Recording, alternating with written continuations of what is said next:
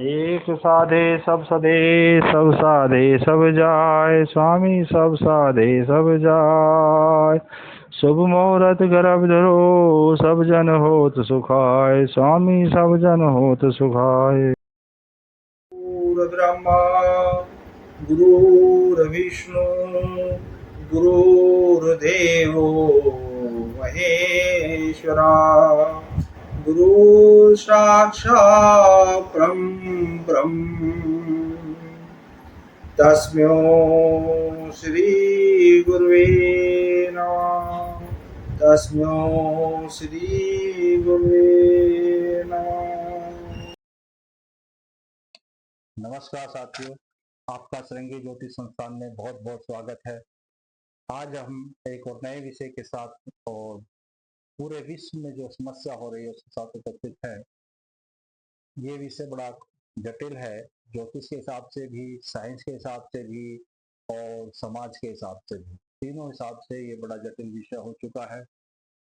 असल में हुआ क्या है, अभी जो हमने महसूस किया है, जो हमने अखबारों में देखा है, जो हमने टीवी से सुना है, जो न्यूज में सुना है, उसके आधार पे हम ये बात कर रहे हैं कि हमारी जो प्रजनन शक्ति है वो कम होती जा रही है।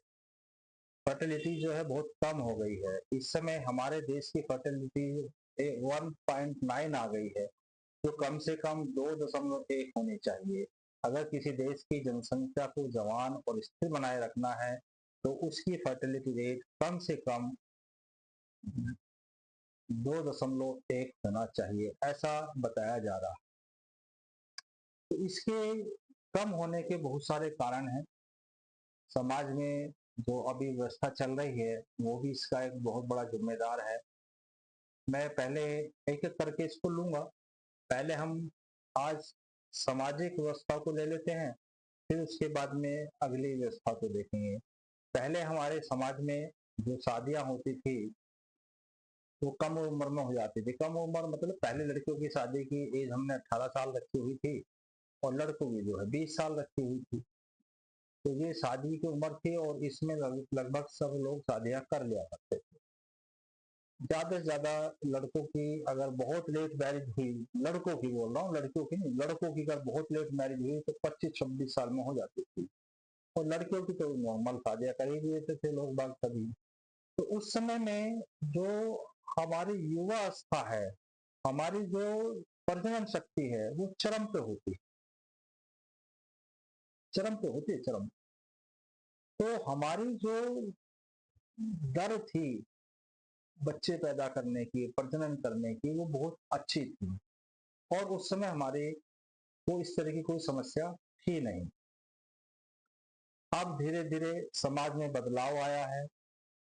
जो सामाजिक बदलाव है उसका जो मुख्य कारण है आने का, वो है हम लोगों ने अब अपने प्रोफेशन को, अपने कार्य क्षेत्र को सर्व से ऊपर रख दिया है। पहले क्या होता था कि भाई घर पे जमीन है, जायदाद है, व्यापार है या कुछ ऐसा साधन है तो बोला ठीक है भाई कर खाएंगे बच्चे, कोई परेशानी नहीं है। अब ऐसा नहीं है। अब हम कहते हैं वो कितना पैकेज ले रहा है, वो मेरी लड़की से ज्यादा पढ़ा लिखा है नहीं है, मेरी लड़की ज्यादा पढ़ी लिखी है, मेरा ये ज्यादा है, मेरा वो ज्यादा है, मेरे पे ये ज्यादा है, मेरे को वो ज्यादा है। ऐसे करके हमने इतने बंधन डाल दिए हैं कि शादियां बहुत लेट होने। एक समस्या तो ये हमारी हो गई।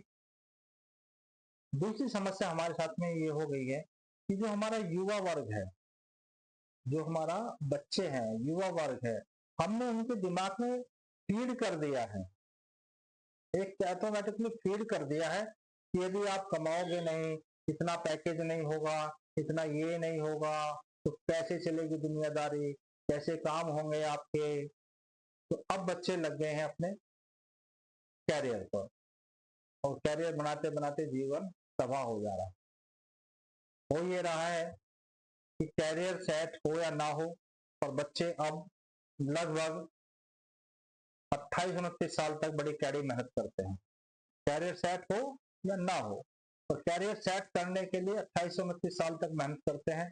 फिर वो जहां जाके भी, जिस पॉइंट पर भी उनको कंप्रोमाइज करना पड़ेगा। मैं इसको कंप्रोमाइज सब कहूंगा, क्योंकि सब लोगों को टारगेट नहीं मिलते हैं, तो फिर जहां पे भी उनको अपना कंप्रोमाइज कर लेते हैं तो उसके बाद फिर वो शादी के लिए बढ़ते हैं आगे।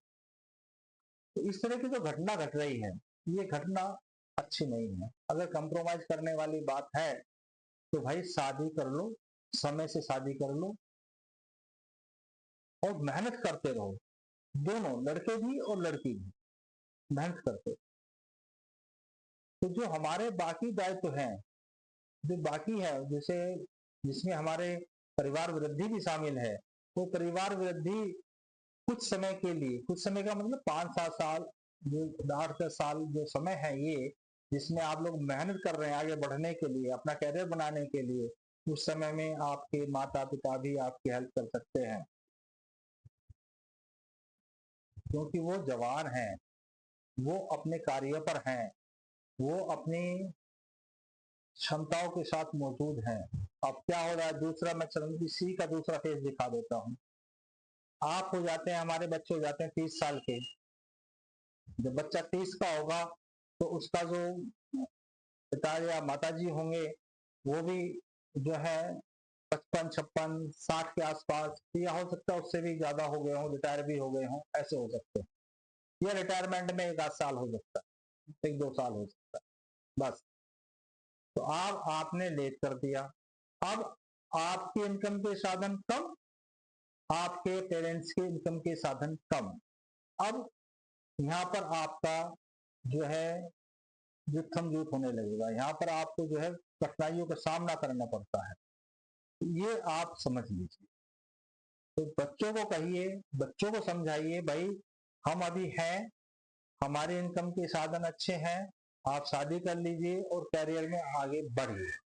तो इस तरह की अगर व्यवस्था हमारे समाज में चलेगी तो प्रजनन की जो ये समस्या हुई है उत्पन्न, इसमें हमें बहुत राहत मिल जाए। कैरियर बनाते बनाते जीवन बर्बाद ना कीजिए, अपना जीवन शैली बर्बाद ना कीजिए। कैरियर बनाना जरूरी है, इसमें कोई दो राय नहीं, पर जब वहां भी कंप्रोमाइज होना है तो उस कंप्रोमाइज को पहले भी कर सकते हैं हम लोग। उस समय में कर सकते हैं जब हम लोग, हमारी पहले वाली पीढ़ी सुदृढ़ अवस्था में, हमारी हेल्प करने की सुदृढ़ अवस्था में है, और हम कंप्रोमाइज जब कर रहे हैं और जब हम सब काम कर रहे हैं कंप्रोमाइज वाला, शादी भी कंप्रोमाइज में और ये सब चीज कंप्रोमाइज में, तो उसमें क्या हो रहा है कि पहले वाली पीढ़ी जो हमसे है उसका जो आर्थिक स्थिति है वो उतनी मजबूत है, उस समय नहीं रह जाती, उस समय सब काम आपको ही झेलना पड़ता। एक तो बात ये हुई जो समाज की मैंने इसमें की कि हम प्रजनन शक्ति बढ़ाने के लिए कहा और क्या अपलिफ्ट कर सकते हैं। अब दूसरा पहलू ले लेंगे हम इसका, ये तो एक हो गया। अब हम शादी का पहलू ले लेते हैं, जिसमें लेट मैरिज हो रही है। लेट मैरिज हालांकि कैरियर के कारण नहीं, पर लेट मैरिज होने से क्या हो रहा है हमारे यहाँ पर, हम उस पहलू को भी टच करेंगे। हमारे प्रजनन ये शक्ति जो है, हमने आपको बताया कि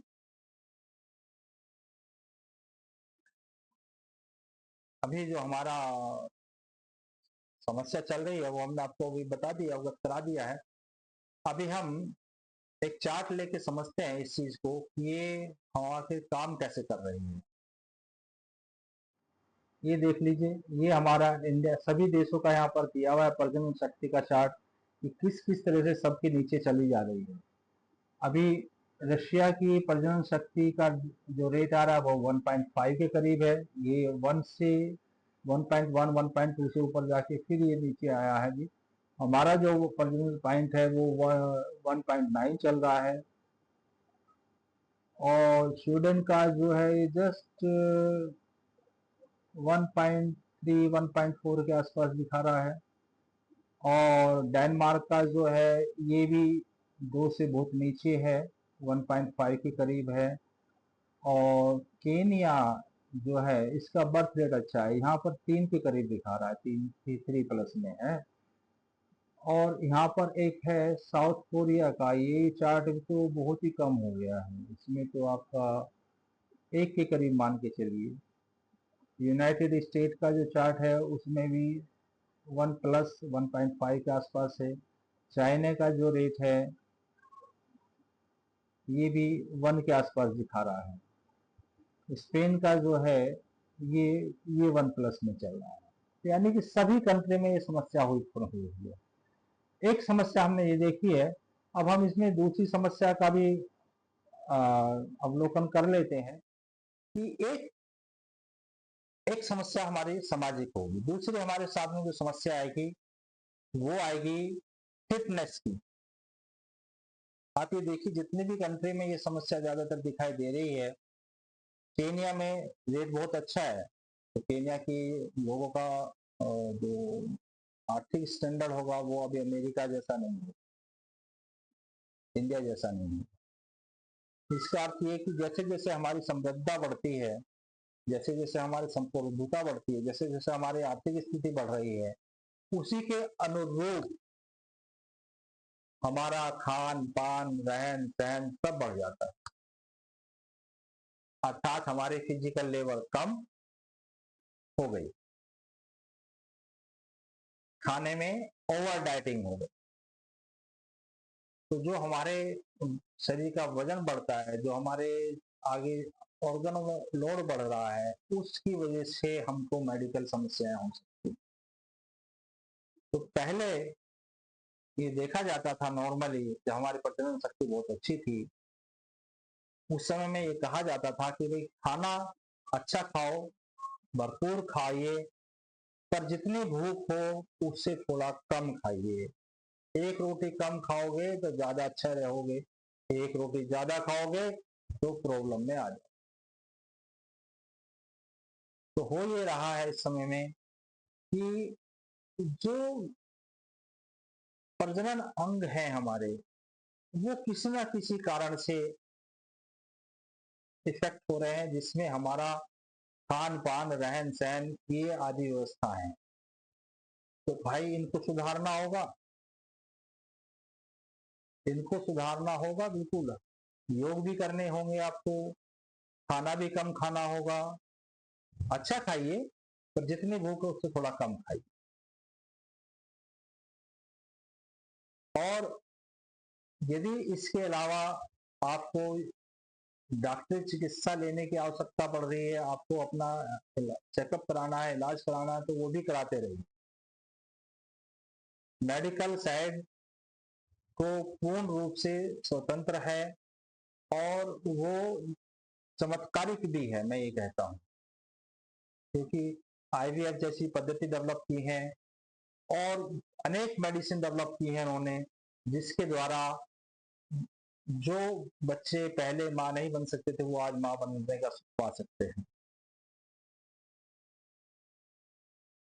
तो इसलिए इन सब चीजों पे भी ध्यान देना आवश्यक है। एक और चार्ट हम आगे लेते हैं, ये देख लीजिए। जहां पर उम्र की बात होती है, जो सबसे अच्छी फैसिलिटीज है, जो सबसे ज्यादा महिलाएं अपने बच्चों को जन्म दे रही हैं, उनका एज ग्रुप जो है 25 से 29 साल तक का होता है, जिसमें 42.56 मिलियन लेडीज ने 2014 में बर्थ दिया था। ये 2014 का चार्ट मेरे पास मिला है मुझे नेट से ढूंढने पर, तो ये मैंने तो वो चार्ट लगाया। ये बेसिकली चार्ट लगाने का एक अर्थ ये है कि भाई हमारी किस समय में प्रजनन शक्ति बहुत चरम पे होती है, वो देखने वाली बात है। तो ये सबसे अच्छा टाइम होता है। पर दुर्भाग्य देखिए इस समय में शादियां नहीं हो रही हैं। शादी करने की उम्र 30 साल पहुंचा दी है हम लोगों ने। इसके बाद में जो 20 से 24 साल है, वो भी बहुत अच्छा समय है, जिसकी हम पहले बात कर रहे थे कि भाई 20 से के करीब करीब शादियां हो जाती थी। उसमें 41.86 मिलियन बच्चे का जन्म हुआ है, माता बनी हुई। अब आ जाते हैं इससे अगले वाले में। इससे अगले वाला 30 से 34 का बैंड है। जो 30 से 34 वाला बैंड है उसमें बहुत रेट कम है। ये मान के चले पहले वाले से लगभग 60% लेस हो गया। तो यहाँ जब अपने आप ही नेचर में ही कम हो गए हैं बच्चों की संख्या पैदा होने की, तो ये प्रजनन शक्ति हो सकता है हमारे यहाँ आर्टिफिशियल रूप से डाउन हो रही है। एक और बैंड इसमें देख लेते हैं। कुछ और लेट हो जाते हैं बच्चे। बहुत हमारे यहाँ पर बहुत बहुत विद्वान लोग भी हैं और बहुत न जाने कितने कारणों से अच्छा लड़का या अच्छी लड़की देखते देखते लेट हो जाते हैं, जिनका मैच मेकिंग नहीं हो पाता है, मैच ढूंढते रहते हैं। वो 35 से ऊपर के हो जाते हैं, तो 35 से 39 की उम्र में कुल 13 बिलियन वर्ल्ड वाइड का रिकॉर्ड है। 42 से 13 आ गए, आप देख लीजिए, यानी कि अराउंड 10-12% रिजल्ट रह गया, 15% रिजल्ट रह गया। तो क्या भाई इस उम्र में शादी करके सुख मिलेगा? क्या उचित है? ऐसे ही आगे 40, 44, 49 सब ये दिया हुआ है, और वो संख्या बहुत कम है, उसमें बिल्कुल नहीं जाना चाहिए, बिल्कुल सोचने का विचार भी नहीं करना चाहिए। मैं तो आप लोगों से सिर्फ एक ही कहना चाहूंगा कि भाई शादी की उम्र 20 से 24 साल में करो, बस। उस समय में माँ बाप भी जवान है बच्चों के, वो भी अपना सब काम देख सकते हैं, और बच्चों को कैरियर बनाने का भी पूरा चांस मिलेगा। लड़की के माँ बाप और लड़के के माँ बाप दोनों सपोर्ट करने वाले होते हैं उस समय में, तो कैरियर बनाने में कोई बाधा नहीं आएगी, किसी तरीके की कोई परेशानी नहीं आएगी। और हमारा जो ये आर्टिफिशियल रूप से जो हमारी फर्टिलिटी डाउन हुई है, आर्टिफिशियल में इसलिए कह रहा हूँ क्योंकि हम अब चले ही गए इस बैंड में जो 30 से 34 साल का बैंड है। 30 से 34 साल के बैंड में तो अपना भी फर्टिलिटी रेट डाउन हो चुका है, तो भैया हम तो इसी रेट में चले गए हैं, तो हमारा फर्टिलिटी तो वैसे ही डाउन हो जाएगी। तो शादी की एज को समाज के लोगों से, भाई बंधुओं से सबसे अनुरोध है, दोबारा से ये 20 साल के ऊपर वाला रेट ले आइए और हमारी फर्टिलिटी रेट बढ़ जाएगा। इसके आगे हम चल लेते हैं और देख लेते हैं कि ये जो आपको हमारी जानकारी लगी होगी, अच्छी लगी होगी। इसके आगे की हम जानकारी लेंगे। अब आगे हम इसमें जानकारी, हमने आपको अभी सामाजिक दायित्व, व्यक्तिगत दायित्व, बच्चों के बारे में, बच्चों के माता पिता के बारे में, मेडिकल साइंस के बारे में, इन सब के विषय में हमने बात कर ली। तो अब हम देखेंगे क्या ज्योतिष का भी इसमें कोई पहलू है, क्योंकि जब मेडिकल साइंस भी हाथ खड़े कर देती है, माता पिता भी कुछ नहीं कर पाते हैं, तो क्या ज्योतिष इसमें कोई रोल अदा कर रहा है? ये हम यहाँ पर आज देखने की प्रयास करेंगे कि ज्योतिष क्या बोलता है इस विषय में। ज्योतिष तो बहुत पहले से लिखा गया है, और सनातन धर्म की तो रग रग में इसको बसा हुआ माना जा सकता है। शादी करते हैं तो, बच्चे पैदा होते तो, और हवन मुहूर्त कुछ भी करते हैं तो, मतलब गाड़ी खरीदते हैं तो, हम कुछ भी कार्य करें तो, सिर्फ एक जगह हम इसको अपनाते नहीं है। जिसका कष्ट हम लोग भुगत रहे हैं वो है गर्भधारण मुहूर्त। गर्भधारण मुहूर्त से बहुत बहुत चीजों को बदला जा सकता है। आज मैं उसके भी विषय में बात करूंगा। पहले आज हम ये समझ लेते हैं कि ज्योतिष में इसके विषय में क्या क्या कहा गया है। तो ज्योतिष में इसमें बहुत सारे पॉइंट दिए गए हैं, मैं उनका विवरण करता हूं अभी आपके साथ में। एक तो होता है ज्योतिष में जिसको बोलते हैं नपुंसकता। ये नपुंसकता जो शब्द है यहाँ पर ज्योतिष में, इसका मैथुन क्रिया से कोई लेना देना नहीं। अजीब बात। मैथुन क्रिया के लिए दूसरे ग्रह जिम्मेदार हैं, अर्थात आपका सब कार्य नॉर्मल चल रहा होगा और आपको संतान नहीं होगी, तो संतान ना होना एक नपुंसकता है। ये कैसे होती है, इसके विषय में बात करेंगे हम आपसे। इसका क्या हमारे यहाँ पर संयोग दिए गए हैं। दूसरी हम बात करेंगे एक टेम्परेरी, किसी कारणवश संतान ना हो, जो मेडिकल चिकित्सा के बाद हो जाता है। और तीसरी जो हम बात करेंगे वो उन ग्रहों की भी करेंगे जिनके कारण हमारी प्रजनन शक्ति बढ़ सकती है, जो उसमें सहायक हैं। प्रजनन शक्ति नहीं बढ़ाते हैं पर उसमें सहायक हो जाते हैं, उनकी भी हम यहाँ पर बात करें। तो हम पहले जो आज बात करने जा रहे हैं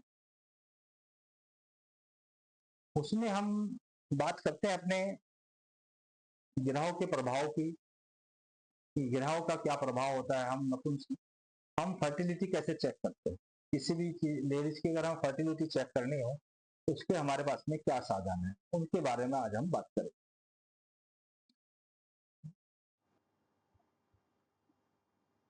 तो फर्टिलिटी चेक करने का, ये मैंने एक कुंडली लगाई है,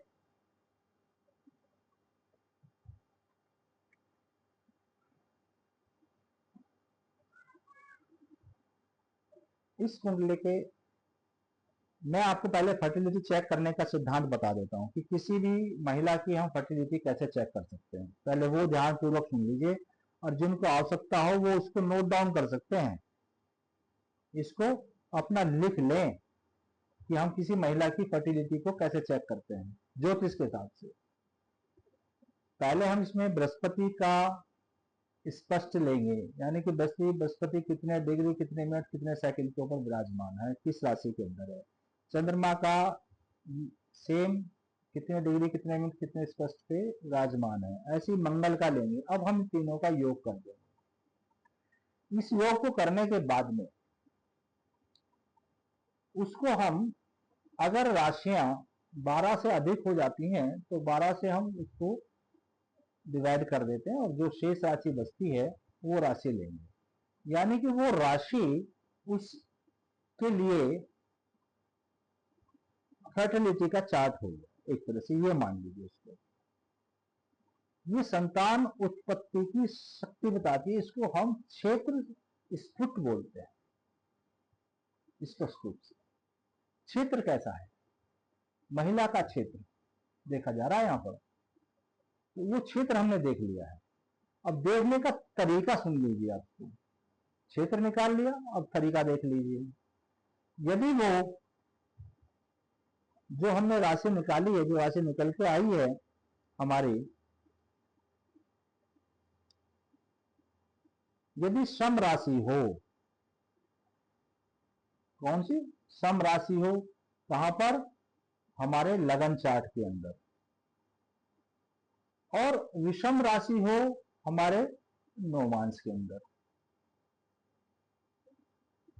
ठीक है, जो हमारी डिग्री निकल के आई है उन डिग्रियों को लेकर रखेंगे, उन डिग्रियों को नोट डाउन करेंगे हम पेन से। उन डिग्रियों से अगर वो डिग्रियां हमारी क्षेत्र स्पष्ट की सम राशि में आती है हमारे लगन चार्ट में, और विषम राशि में आती है हमारे नौमांस चार्ट में, तो ये सर्वोत्तम फर्टिलिटी है, सर्वोत्तम है। इसमें उसको बच्चे बड़े आराम से ठहर जाएंगे, उसको किसी प्रकार की बाधा नहीं होगी, और ये कई बच्चों को जन्म देने में सक्षम है। एक सिद्धांत होगा। अगर यही हमने जो निकाला है और ये यदि उल्टा हो जाए, उल्टा हो जाए मतलब लगन चार्ट में ये विषम राशि में आ जाए और नौमांस चार्ट में सम राशि में आ जाए, तो क्षेत्र बहुत कमजोर हो गया है। क्या हो गया, क्षेत्र बहुत कमजोर हो गया है। इस समय में हमें बहुत प्रयत्न करने होंगे, हमें उसके ज्योतिष के उपाय भी करने होंगे और मेडिकल उपाय भी करने होंगे। पर यदि एक और कंडीशन इसमें बनेगी, जब ये क्षेत्र लगन और नौमांस कुंडली में या तो सम राशि में ही हो या विषम राशि में ही हो, दोनों एक ही राशि में हो, सम राशि या विषम राशि में जाएगा, ये तीसरी कंडीशन भी बनेगी। तो इस स्थिति में मेडिकल ट्रीटमेंट से कार्य हो जाएगा। आप मेडिकल इलाज करा लीजिए, आपको बच्चा रहेगा। तो ये नॉर्मल कंडीशन मैंने आपको बता दी। अब एक और हम इस विषय में बात कर रहे हैं, बात करूंगा मैं आपसे। ये तो हो गया क्षेत्र की बात, क्षेत्र स्पष्ट की बात, जहां पर हमें फर्टिलिटी चेक करनी है। पर हमारे जैसे मेडिकल रिपोर्ट्स में आपने देखा होगा कि भाई मेडिकल रिपोर्ट तो सब सामान्य आ रही है पर बच्चा नहीं रहता है। मेडिकल रिपोर्ट तो सामान्य आ रही है पर बच्चा नहीं रहता है, ये कंडीशन बनती है। अब हमारे यहाँ पर ज्योतिष की फर्टिलिटी रिपोर्ट तो बहुत अच्छी है, पर हमारी समस्या है हमारा बच्चा नहीं रह रहा, खैर ही नहीं रहा।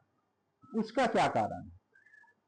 उसमें या तो योग हो सकते हैं, बांधे योग हो, या और ऐसा कोई बंध्या हो, या कोई बहुत बड़ा श्राप दोष लग गया हो जिसको हम पितृ श्राप है, प्रेत श्राप है, भ्रात श्राप है, मातृ श्राप है, मामा का श्राप है। ऐसे बहुत सारे श्राप हैं, उनको भी देखना होता है कि क्या उनके कारण तो नहीं परेशानी खड़ी हो रही है। उनके कारण भी परेशानी खड़ी होने से हमारा ये काम नहीं होता है। पर उनका सबका उपाय हो जाता है, काम हो जाता है, उन सबके लिए प्रार्थना पूजा पाठ कर ली जाती है, कोई परेशानी नहीं आती है, हो जाता है। पर समस्या जब आएगी, आप पूजा पाठ भी करा रहे हैं, आप सब चीज कर रहे हैं, मेडिकल भी कर रहे हैं, आपने क्षेत्र भी देख लिया अच्छा है, और पूजा भी कर ली, फिर भी कुछ नहीं हो पा रहा। भाई क्यों? अब तो सब हो गया, अब तो हो जाना चाहिए था, अब क्यों नहीं हो रहा? तो ज्योतिष ने नपुंसक योग भी दिया है। नपुंसक का मतलब है, केवल एक ही मतलब है यहां पर, कि वो स्त्री या पुरुष पूर्ण रूप से स्वस्थ होने के बावजूद भी अपनी फर्टिलिटी खो चुका है। पूर्ण रूप से स्वस्थ है, हर कार्य करने में स्वस्थ है, आपको कुछ नहीं अनॉर्मलिटी दिखेगी उसमें, सब चीज स्वस्थता दिखेगी। और वो जिंदगी भर यही सोचते रहेंगे, उनके आइडिया भी फेल हो रहे हैं, उनके सब चीज फेल होती जा रही है कि हमें बच्चे हो क्यों नहीं रहे। तो उनकी कुंडली में नपुंसक का योग मिलने की संभावनाएं बहुत बढ़ जाती हैं। ये योग मैं इसके मुख्य 6 प्रकार यहां पर आपको बता देता हूं, बाकी इसके बहुत सारे और भी योग मतलब स्थिति हैं जिनके कार्य में बनता है। पहला मैं आपको इसमें लेता हूं, जिसमें ये जो बनता है, इसका जो मुख्य कारण होता है, इसमें कुछ ग्रह होते हैं, जिसमें चंद्रमा है, लगन है, सूर्य देव है।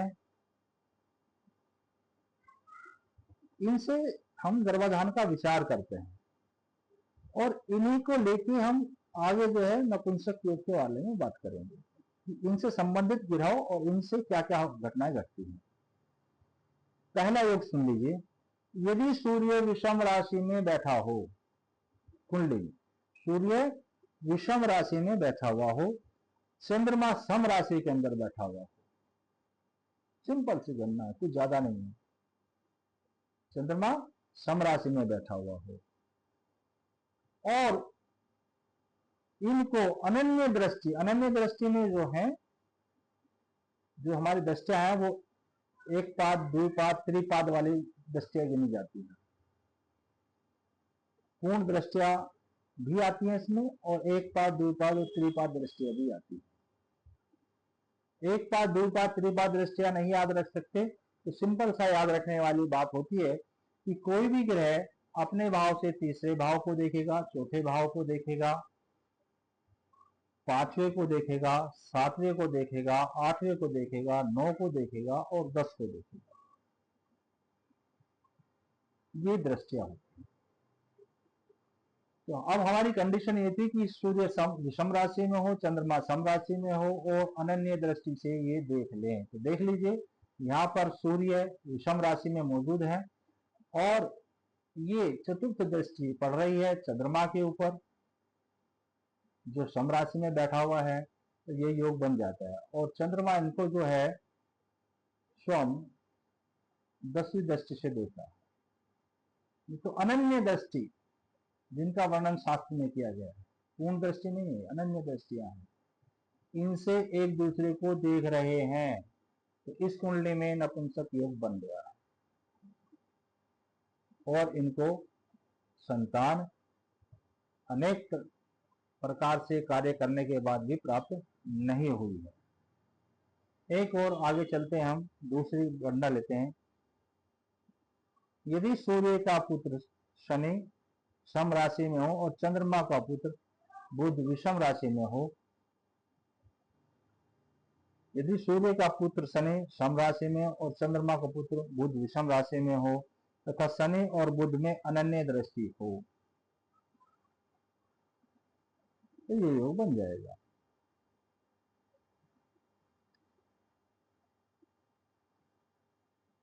देख लीजिए, बुध विषम राशि में बैठा हुआ है और शनि सम राशि में बैठा हुआ है, शनि सम राशि में बैठा हुआ है, तो ये इनकी 1 2 3 4 जो अनन्य दृष्टियां हैं पड़ गई है, इसकी दशम दृष्टि यहाँ पर पड़ गई है, तो इनके भी कोई संतान नहीं हुई, नहीं हुई इनकी संतान, इन्होंने बहुत प्रयत्न किए तो कोई संतान नहीं हुई है, ये नपुंसक योग हैं। इसी भांति से और भी योग है जिसमें सूर्य सम राशि में हो और मंगल विषम राशि में हो, तो इन दोनों पर परस्पर दृष्टियां हो। परस्पर दृष्टि का मतलब है समसप्तक दृष्टि लगेगी, यहाँ पर सातवीं दृष्टि होगी, यहाँ अनन्य दृष्टि नहीं दी है, यहाँ समसप्तक दृष्टि दी है। यदि लगन चंद्रमा दोनों विषम राशि में हो, लगन भी और चंद्रमा भी दोनों विषम राशि में हो, इन दोनों पर सम राशिस्थ मंगल की दृष्टि हो जाए तो ये योग बन जाएगा। चंद्रमा विषम राशि में हो और बुध सम राशि में हो तथा इन दोनों पर मंगल की दृष्टि हो तो भी ये योग बनेगा। यदि शुक्र और चंद्रमा लगन तीनों पुरुष राशि में हो तथा नौमांश में हो तो इन प्रकार ये 6 प्रकार के योगों का यहाँ पर वर्णन किया गया है। इन 6 प्रकार के योगों से अनेक योग बनते हैं, उनमें से मैं कुछ एक योग और आपके सामने प्रस्तुत करूंगा क्योंकि समय बहुत कम रहता है इसके लिए। अब हम और एक स्क्रीन पे चल लेते हैं। बुध देव,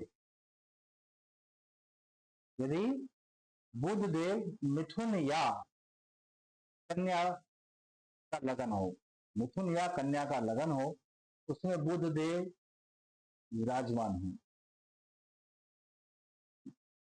और उस पे सस्तेश जो छठे घर का स्वामी है, जो भी आएगा छठे घर का, यहाँ पर हमने मिथुन लगन लिया है तो यहाँ पे छठे घर का स्वामी मंगल देव आए हैं, यहाँ पर 8वीं राशि विराजमान है।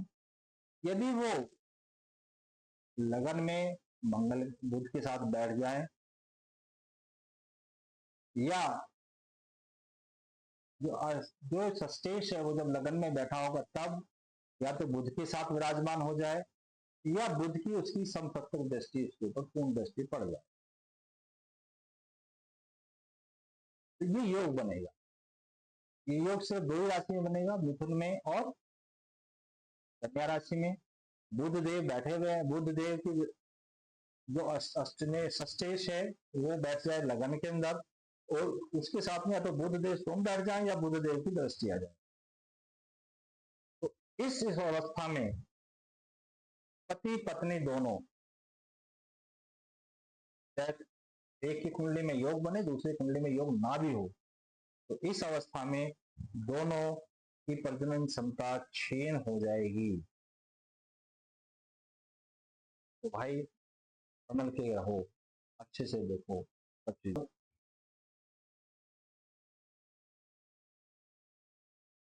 शनिदेव और शुक्र देव के बीच से बनता है। यदि शनिदेव और शुक्र देव 10वें भाव में बैठे हों या शनिदेव और शुक्र देव अष्टम भाव में बैठे हों और इन पर कोई शुभ दृष्टि ना हो, कंडीशन यही है बस। शुभ दृष्टि होगी तो ये योग नहीं बनेगा, अगर शुभ दृष्टि नहीं है तो ये योग बन जाए। तो ये जातक भी प्रजनन क्षमता खो देता है। यदि शुक्र और शनि दोनों छठे भाव या 12वें भाव में बैठे हों और यहाँ पर शनि नीच का हो, अगर शनि साधारण तो ये योग नहीं बनेगा, अगर शनि नीच का होगा तो ये योग बन जाएगा और इनके ऊपर कोई शुभ दृष्टि ना हो तो ये योग भी प्रजनन क्षमता खो देता है। तो मैंने यहाँ पर ज्योतिष के कुछ बातों के आपको बताया है ध्यान रखने के लिए। ऐसे बहुत सारे योग हैं, इनके अलावा जो मैंने श्रापित योग भी बता दिए, बांध्या योग भी बता दिए हैं आपको, श्रापित योग बताए हैं, बांध्या के योग बताए हैं, और ये नपुंसक योग बता दिया है आपको, और फर्टिलिटी कैसे निकालते हैं ये भी मैंने आपको बता दिया है। अब इतनी समस्याएं, इतनी चीजें हैं, विस्तार इतना ज्यादा है, तो इनसे हम निकलेंगे कैसे बाहर, ये एक समस्या हो जाती है। इन सब समस्याओं को क्योंकि हम पहले देख रहे हैं, तो अभी एडवांस में देख रहे हैं। अगर हम गर्भधारण मुहूर्त करेंगे, मान लो हमने गर्भधारण मुहूर्त के अंदर कन्या जातक की उत्पत्ति की इच्छा जाहिर की है, और वो प्रभु की कृपा से हो जाए, क्योंकि वहां पर तो संतान की बात करेंगे, हम संतान की उत्पत्ति के लिए कोशिश करेंगे, परंतु ये योग तो सब जगह एक ही है, योग तो सब जगह एक जैसे ही है। तो वहां पर इसको हम एडवांस में जब गर्भधारण मुहूर्त निकालेंगे तब इनको देखने का प्रयास करेंगे कि कहीं बच्चे की कुंडली में इस तरह के योग तो नहीं बन रहे हैं। अगर इस तरह के योग बन रहे हो गए तो गर्भधारण मुहूर्त को शिफ्ट किया जा सकता है, उसके शिफ्ट करने से इन योगों से बचा जा सकता है।